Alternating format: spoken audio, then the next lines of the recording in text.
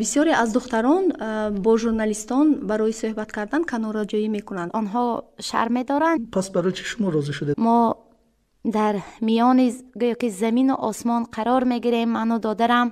کودکی شما چگونه گذشته است؟ بسیار عذاب ها، بسیار شکنجه ها در خردسالی هم دیدم. سال 1993 بود. یتیمخانه ها خیلی در جای ما بسیار بودن. بودن حالت هایی که شما از دختر بودن خود ناریضا بودید. من زینه به زینه مبارز گردیدم. ارزش های دختران رو شما در چی میبینید؟ حاضر خوانندگان برعکس زمان پیشینه است. سلام علیکم، با شما جمشید معروف و شبنم خالق‌به.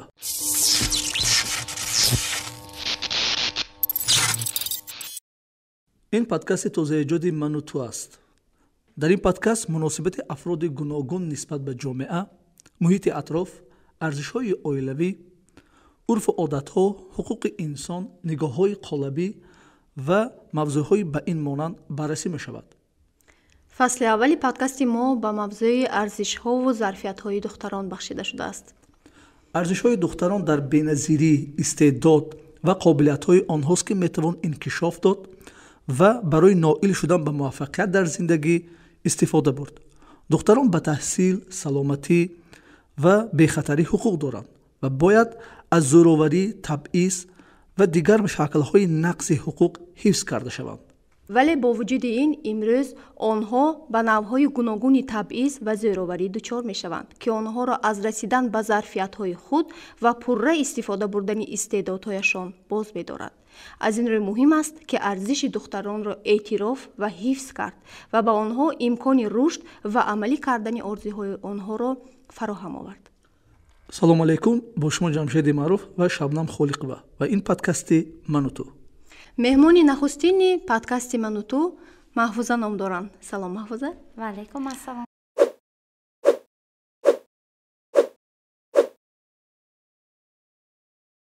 امروز بسیاری از دختران با ژورنالیستان برای صحبت کردن کناره‌جویی میکنند. به فکر شما چرا آنها از صحبت دوری میجویند؟ به فکر من در اینجا دو حالت است. آنها شرم دارند یا اینکه چی گویم در وقت صحبت ممکن که فکرشان را بیان کردن نتوانند نگر هم به تا روپرو سخن کردن پنهان سخن کنم میگویم. پس برای چی شما راضی شدید با ما صحبت کردن؟ من فکرم را آزادانه بیان میکنم، شرم نمیدارم. بهترین.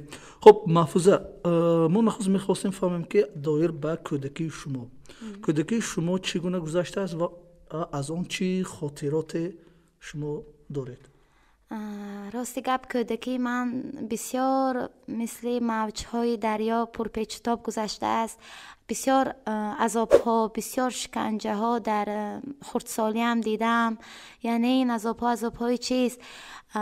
مثلا در سن 3 سالگی هم پدر وقتی که از حکم پدرانه خود محروم می شوند و دو فرزند خیش را به یتیمخانه برده می سپارند و در سن 8 سالگی هم مادرم از سبب بیماری ترباد وفات می کنند و ما در میان گویا که زمین و آسمان قرار می گیریم، من و دادرم، و ما را دریافت نموده تقای مهربانم، خاله های دوراندیشم، مادر کلانم دریافت میکنند در مدت 3 ماه به فکرم.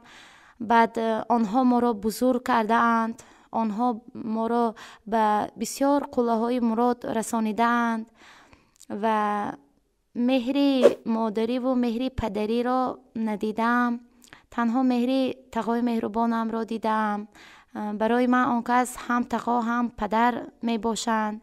مادر کلانم هم مادر کلان بودند و هم مادر غمخوار هستند و خاله هایم نیز در قطار فرزندان خود مرا دادرم را نیز مثل فرزند خودشان دوست می دارند، زیرا که ما فرزند جگری آن کس هستیم کو. میدانید در همان وقت سال 1993 بود، یتیمخانه ها خیلی در جای ما بسیار بودند. مثلا در خوجند 2-3 جای یتیمخانه دارد. اکنون برای دریافت کردن ما مادر کلان هم تقاهم چی گویم عذاب کشیده هستند، زیرا که پدرم ما را به دستی تقاهای هم نسپاریدند که نگفتند که جای ما در کجاست. آنها جستجو کرده ما را دریافت کردند، زیرا که بعد از وفات مادرم هر کس مثال به چی گویم اگر یگان خواهرتان وفات کنن، اگر شما دلسوز غمخواری مثال به فرزندان آن کس میشویدن، همونها هم گفتن که آنها کجا باشند، ما میابیم روح ارواحش برای شاد شدنش، ما هر دو فرزندش رو در کنار میگیریم، آنها رو بزرگ میکنیم، من بعد برای معلومات گرفتنش هم کوشش میکنیم تا که در زندگی رهگم نزنند، در زندگی کامیاب گردند و همین طور هم شد. شما چند مدت آنجا بودید با همراهی دادرتان؟ به فکرم همین 3 ماه، به فکرم کم. بله من 3 ساله بودم، دادرم 1 ساله بود دیگه. ما همه حالت رو نمیدانیم چون که 3 ساله من در یاد ندارم. بعد از و یعنی که حیاتتون در وقت شما رو تقویتون به خانه خودشان آوردند، بعد حیات چگونه شد؟ چی گویم اکنون البته به مهری پدر و به مهری مادر زندگی کردن به آن انسان دردناک است که آن همان حالت را از سرش گذرانیده باشد. مثلا آدمی که یتیم است یتیم میفهمد درد او را، آدمی که معیوبیت دارد معیوب میفهمد درد او را. مثلا همین مشکلات یگان کس عیناً همین مشکلاتی تو به بودگی پسی سر کرده باشد بعد میفهمد. اکنون یتیمی چی گویم یک گویا که بال نداری، گویا که شکسته است، یک مثلا روحیتی تو همه وقت شاد نیست است. مثلا می شود که روزهای مثال عید می آید، روزهای زادروز می آید، مثال به لباسی نه در برت هست و مثال تو را از دستانت داشته مثال به بیرون برآوردن یا یگان عید برفتن یا یگان جا به نشستن پدر و مادر نباشد، اگر همان روز در نظرت چی خیلی میگذرد، چگونه میگذرد مثال یادی به. حتی من خرد بودم و بسیار کتاب ها میخواندم. در یکی از کتاب های افسانه های خلق تاجیک ایرجی دیوافکن وقتی که نوروز میشود و همه شاد است، اما ایرج که بسیار کارنمایی ها نشان داده است و اما همان روزی شاد و غالب هستند و مثال به جای شاد بودن او غمگین است و میپرسند که برای چه غمگینی؟ در این روز مثال من تکیهگاه پدرم را مثال پدرم نیست است که مثال به منم مثل دیگرها پره باشم. مثال به همه وقت چی گویم در همون روزهای عید و ایام من تنهاییم را بسیار ترس میکردم. خب محفوظم من میخواستم حالا درباره اویله شما پرسیم که شما چگونه اویله برپا نمودید و حالا زندگیتان چی خیلی است؟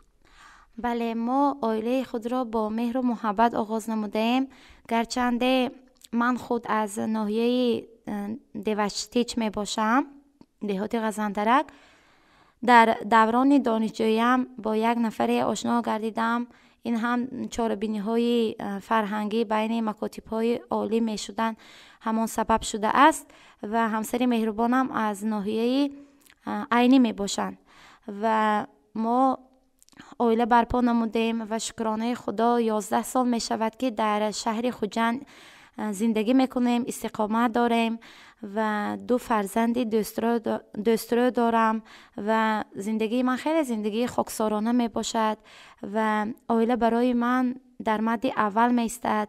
اویله مقدس است. ما باید هر یک زنی تاجیک، هر یک جوان تاجیک باید اویله خود را برای پایداریش، برای مستحکمیش کوشش کند. مثل مشت سخت قپد.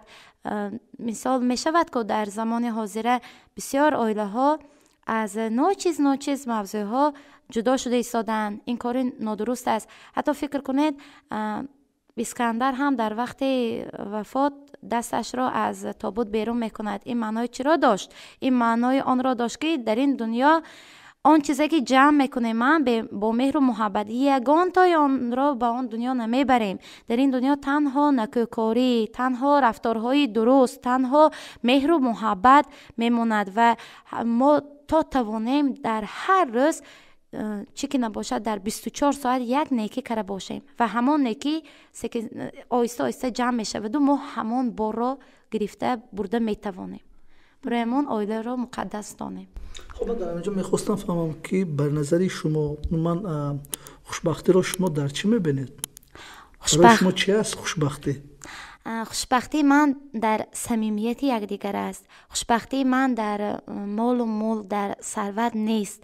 من چیز که مهر و محبت، دوستی و رفاقت در یک ترازو نمیبینم. برای همان مهر و محبت، یکدیگر فهمی در زمان حاضر خیلی کاسته گردیده است، قریب که از بین رفته است.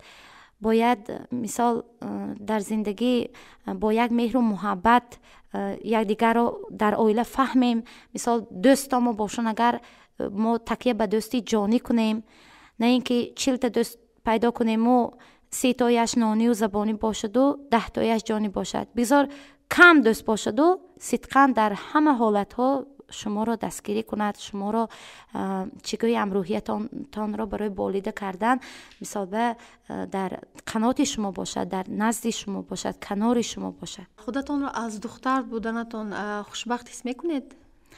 چرا نه؟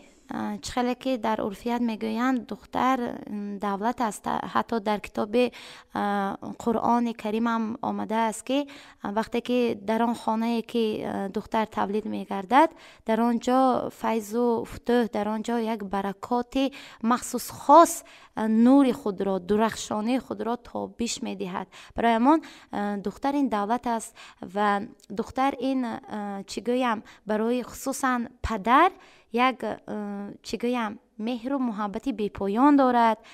به مادر یاری رسان است دختر. البته هم عائله که مثال دختر دارد خیلی عائله و چی گویم یک گنج بزرگ دارد. حتی پیغمبرمان محمد صلی الله علیه و سلم هم دختران بسیار چی گویم باکیره، دانا، فرزانه و عاقل داشتند. خب محفوظه بودن حالتایی که شما از دختر بودن خود ناریضا بودید. من بسیار حادثه ها گذشت. من زینه به زینه مبارز گردیدم، یعنی ناترس گردیدم. من اگر یگان مشکل شد یگان وقتا حاضر، یگان بار من به پشت نگاه نمی کنم، به پیش حرکت می کنم. اگر یگان مثال به کار در پیشم باشد و تا آخر نبرم اگر قناعت نمی کنم. بیزار من باید فهمم، باید مثال نادرست رفتارها باشد اگر همون مثال کار رو مثال درست کنم. مثال در فعالیت کاری هم همه خیل فقط به پیش حرکت میکنم، کوشش میکنم که نتیجه ها پیدا شود برای پیشرفتی فعالیت کارم. مثال به یعنی که شما خودتان رو همچون دختر یک مبارز حس میکنید؟ البته دختری مبارز. فرض کردیم دخترانی هستند که خودشان رو همچون مبارز حس کرده نمیتوانند، یعنی آنها روحیتی کمک دیگر دارند. به فکر شما عموما برای بلند برداشتن موقع دختران در جامعه چیکار کردن ضرور است؟ چه پیشنهادها داشتید؟ البته در زندگی هر کس تا اندازه موقع دارد، تا اندازه مقصد دارد. باید اول همون مقصدی او برای مقصدش وای باشد، حقیقی باشد. یعنی به پیش خود یکان مقصد گذاشته باشد و دو دل باشد وای نمی شود. باید این مقصد گذاشته باشد. اگر همون فرض کردیم یکان نفر شخصیت دختر باشد اگر و حرکت کند. مثال اگر تنها خودش همون مقصد به پیش برده نتواند اگر به مثال به گرد و اطرافش مراجعت کند. هیچ کس مثال به وای نه به تو کمک کرده نمیتونم نمیگوید که به یگان مثال به پرابلم یگان مشکلات و به مشکلات روبرو شده باشد اگر تنها و یه برده نتواند کسی یافت می شود که مثال به همراه به او مثال به نصیحت ها دهد، راه و روش نشان دهد. بعد همون راه و روش کتی به پیش می رود. روی افتاده شده نشان هم در کار نه، همین کار نشد نمیشد گفته نشان هم در کار نه. صبور باشد، صبر و طاقت پیش برند. صبر و طاقتم آنها را وای میکند به چی گویم هدفش میرساند. خب در خردسالی با کدام مشکلی ها بنابر دختر بودن خود روبرو شدید؟ بودن حالتایی که وقتی که شما خرد بودید و با اون مشکلی ها روبرو شدید که برای شما خیلی وزنی می آورد؟ نه، من کودکیم را اگر به یاد دارم، من مشکلاتی که شما گفته ایستادید روبرو نشدم. من دختر باشم، من بسیار کارهای پسرانه را میکردم. مثلا به مرکب، یعنی که ساده کرده گویم خرعه، من مرکب سوار می شدم، می دواندم، کارهای مثال جسمانی هم می کردم، علف می دوریدم و یا لنگه 50 کیلوگی هم و یا به شانم می گرفتم، می آوردم. مثال به یا فقیرهای ستیلای کلان گرفته مثال آبکشانی می کردیم، آب دور بود. مثال به این و کارها که هر روز مثال یک رنگ بود و مثال می کردیم، یعنی از خردسالی کارهای دشوار کردگی ما برای ما و هیچ و کاری مشکل نیست است. کاری که شما میکردید من دختر بچه گفته نه دست نمیکشید؟ نه مثلا گوسفندان رو به کوه چرانیدنم حتی حاضر میدانید یک شینمگر میگم که ای کاش همون لحظه ها باید بار بیاید، اما لحظه ها نمی بیاد که من آن کارها رو خیلی دوست میدارم. خیلیت که من فخر میکنم که تقای من ما رو از همه خردسالی مهنت که تربیت کرد. وقتی که انسان مهنت که تربیت میشد، از یگان مهنت، از یگان دشواری نمیترسد.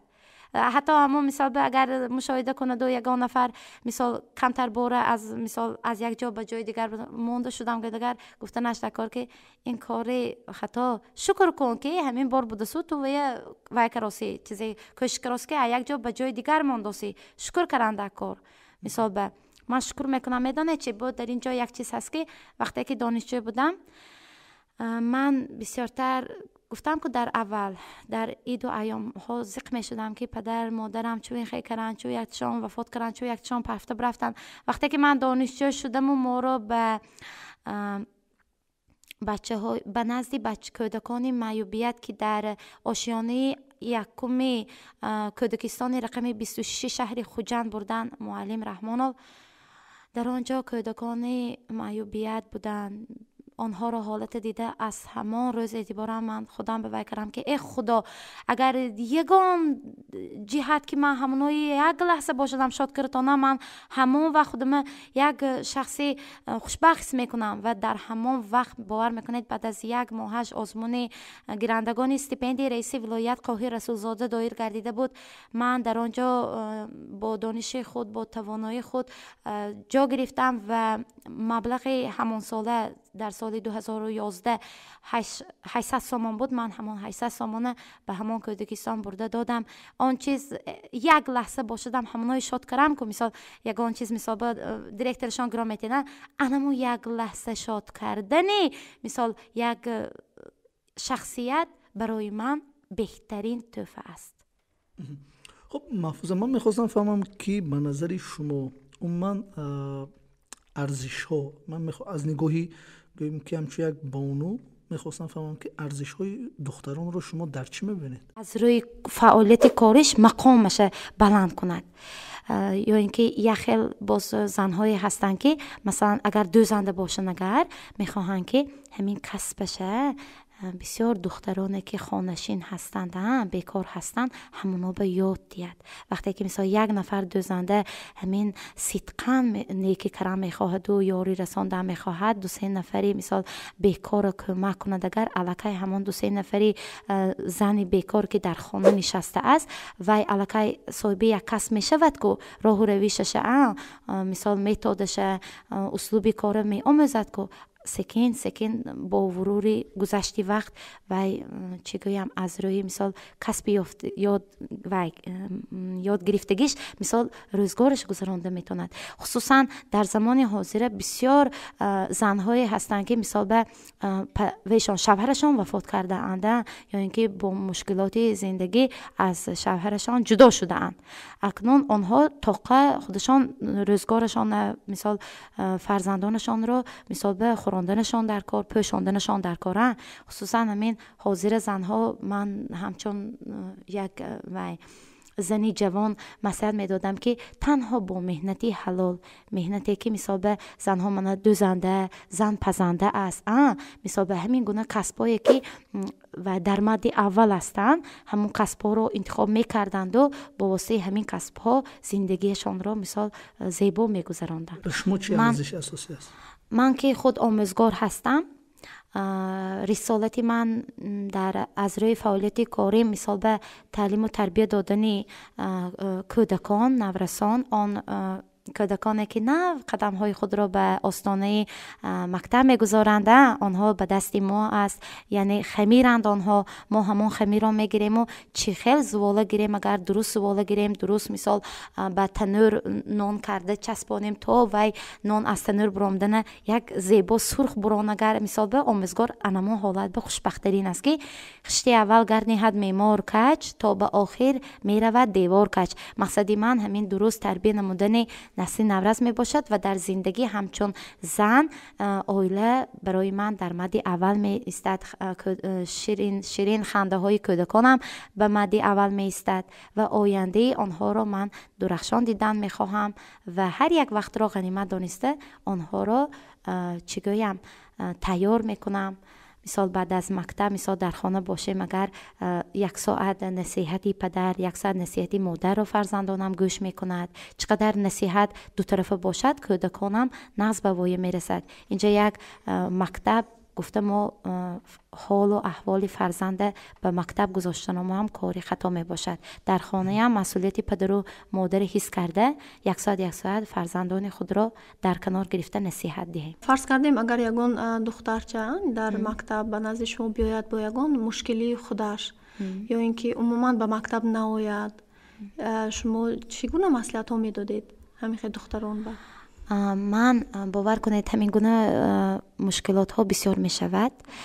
خوانندگان به مکتب نمی آیند که اگر وظیفه خانگی خود را آماده نکرده باشند، یا اینکه مثال بسیار خواننده ها هستند که شرم می دارند، وظیفه تیار کردگی در نزد ازدحام برآمد کردن وای میکنند، نمیخواهند و بسیار میشوند که امین در وقت پرسیدن وظیفه خانگی مرا تنهایی پرسید. به یک خیل خواننده ها همین آرامی و تنهایی پسند است و به یک خیل خواننده ها میخواهند که مثال به بسیارتر مثال زبانی روسی، انگلیسی به اگر درس ندانند، اگر معلم جان مثال ما به یک اونجا رفته بودیم و همون درس آماده کرد نتونستم، اما من که راهبر صنف هستم به من مشکلاتشان را بیان میکنم، مثلا به آنها میگم که همین بچه جان کار امروز را به فردا مگذار.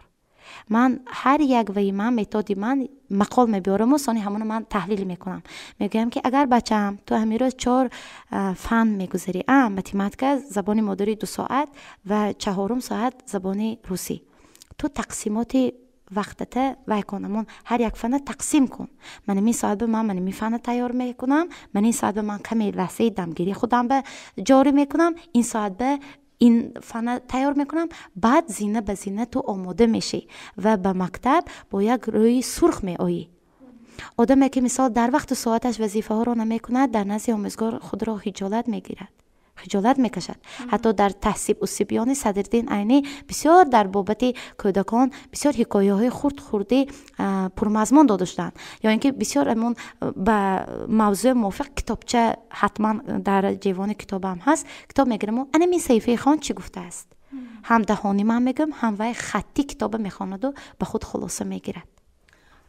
بسیار خوب. بغیر از موضوعهای مثلا درسی آیا شده است همین حالت‌ها که دختران با معلمان یا با یگان موضوعهای شخصی مراجعت کرده باشند؟ یعنی در نظر دارم هست اعتقاد دختران با آموزگاران هست که آنها مراجعت میکنند با یگان معماهای شخصی که شاید در مکتب میشود، شاید بین دکانه ها میشود، شاید در کوچه ها میشود، تا اونی که آنها به خانهشان رسیده میآیند یا در خانهشان یگان مشکلی میشد، در نزد شما آنها آشکار آمده همچنین یک آموزگار، همچنین یک آدمی نزدیک سری خود را گفته میتوانند؟ هست خیلی حالتها؟ در زمان حاضر بسیار هست. مثلا در زمان مکتب خانه خود را گریم و حاضر گریم، مثال من میدانید اگر خودم مقایسه کنم، اگر در روبروی خانه تقای هم مکتب ما بود، اگر ما معلمم رو بینیم حتما پشت دروازه به پناه میشدیم که معلمم اومد. یعنی مهربانی ما، دوستداری ما، حرمت و احترام ما نسبت آموزگار در صدر بلند بود. سیاستشان یک وای بود، چشمشان به نگاه کردن نمیتوانستیم. اما حاضر خوانندگان برعکس زمان پیشینه است. مثال موضوع چای را میگیرند و یک موضوع کلان میکنند. تنها وظیفه شما در مکتب آمده، سلام علیک کرده، به جای خود نشسته، درس را هضم کردن، به سوال پاسخ دادن و خیر و خوش منبعد به خانه. نشود که مثال به یادیگر را لقب گذاری کنید. همه مهر و محبت شما از همین خردسالی آغاز می‌یابد. شما اینجا خانه دوم فکر کنید. خانه دوم هم مثل خانه اول مقدس دانید. در این درگاه کسی بیگانه، مثلا یک روز مثال خواننده صنفی یاننگی ما ان دوی گی یا دوی ی دوی ا نمی آیند که همه وقت در یک ساعتی معین ما در اینجا قرار داریم و در یک ساعتی معین ما از همین صنفخانه بیرون میبراییم. بگذار بچه ها همین یادگیرتان به کینه نباشد، حسد گفتگی چیز نباشد. به یادگیرتان فقط هوس کنید. انا این تونیست کو، این بهای ناز گرفت کو، منم میتونم. من همین دلاتان به چیرک نباشد. همین گونه صحبت ها کتی من بچه های وای میکنم. الایده چی میکنم و نشد است که مثال یک نفر رو به نزدی کسی دیگر وای کنیم، ایزا دهیم. ایزا هم نارواست. تشکر زیاد محفوظه برای چنین یک صحبت صمیمی و خیلی آشکارا. دوستان عزیز، به شما نیز تشکر که تا با آخر همراهی ما بودید. با تلگرام و اینستاگرام و فیسبوک و یوتیوب ما ابونه شدن رو فراموش نکنید. همه پیوندها در زیر همین پادکست ها جای داده شدن.